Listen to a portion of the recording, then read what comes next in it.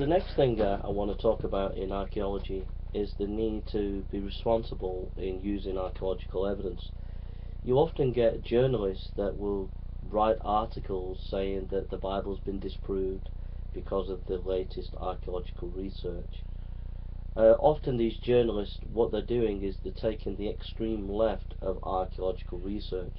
That is to say, those scholars who completely are against the Bible, and any information that they can find, they'll use it against the Bible.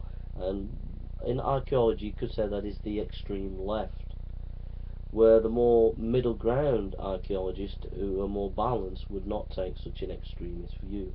So often you hear in the media journalists picking up on the extreme left of archaeology. And what you need to know is the nature of archaeology is number one, it's often fragmentary material. So we're dealing with fragmentary sources, and so it's very easy for opponents against Christianity to pick up these fragmentary sources and say this proves the Bible wrong or whatever. But it's fragmentary sources, and we have to be careful how we use those sources, and we have to be honest about the fragmentary nature of the evidence on many occasions. Secondly, there is new information being found every year, and so what one scholar, what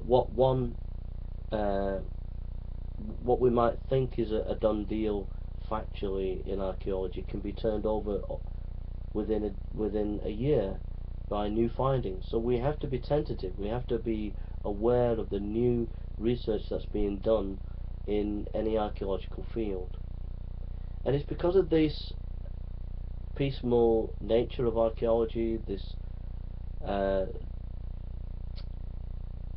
dramatic changes that can take place in finding new knowledge, that we have to be very cautious, very careful, and very precise in our research.